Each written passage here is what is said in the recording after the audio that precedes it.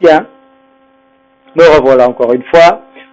La lettre intérieure, on avait vu le E ouvert. Et maintenant, mes chers élèves, on va voir le E fermé. Pourquoi on appelle E fermé? Parce qu'on prononce E. C'est-à-dire, la bouche, le menton ne descend pas comme dans le E ouvert. Il se maintient et on dirait qu'on sourit. C'est comme si on mettait la bouche pour prononcer un I, mais on prononce un E. D'accord? C'est pour ça que c'est le E fermé. Parce que le menton ne fait pas ça. Regardez. Il fait cela. E. D'accord? Bien. De combien de manières?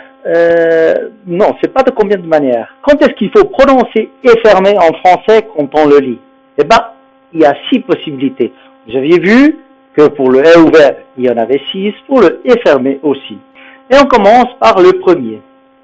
Le lien copulatif ET. Par exemple, Emilio et Diana. D'accord? Vous voyez que le lien copulatif se prononce E. Rappelez-vous, ET final, c'était E ouvert dans un mot normal. Par exemple, chalet, forêt. Par contre, le lien copulatif est, on prononce fermé. D'accord? C'est E. Bien. Deuxième possibilité, c'est le E accent aigu. Toutes les fois que vous verrez un E avec un accent aigu, il faudra prononcer E, c'est-à-dire E fermé. Par exemple, parler, manger, on peut avoir même 2 E avec 2 accents dans un même mot. Par exemple, général. D'accord? Troisième possibilité, les monosyllabes pluriels. Tous les monosyllabes pluriels en français, on prononce E fermé. Mais, c'est, les, t, d'accord? C'est toujours E fermé, monosyllabe pluriel. On ne prononce pas le S, par contre le E se prononce fermé. On verra comment on le prononcerait sans le S.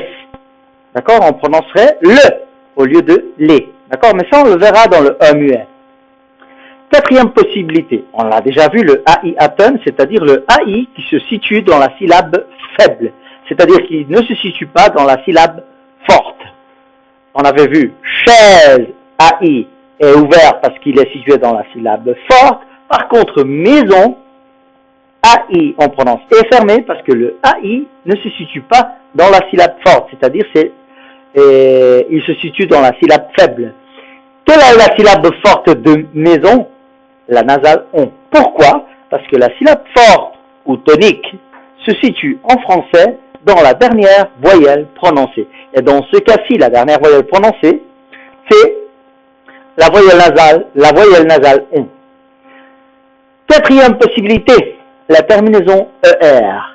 On ne prononce pas le R et le E est fermé. Par exemple, parler, cahier, etc. Si vous prêtez attention, vous voyez que je mets une petite étoile ici. Les étoiles chez moi, dans mes explications, veulent dire qu'il y a des exceptions. Par exemple, les monosyllabes terminés en ER, on va prononcer le R et puis le E est ouvert. Par exemple, hier, cher ou mère. On ne va pas prononcer E fermé. Pourquoi? Parce qu'ils sont monosyllabes.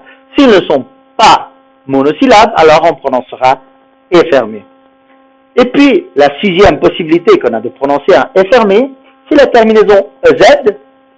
Par exemple, le nez, vous parlez, d'accord? Tous les verbes de la 2e personne du pluriel, avec vous, on prononce le E fermé et on ne prononcera pas le Z. Et bien voilà, ça c'est les possibilités qu'on a de prononcer un E fermé. Je vous dis toujours la même chose, écoutez, révisez, faites les exercices, écoutez encore une fois ces explications, et si vous avez des doutes, vous venez au cours et vous me les faites savoir. Merci.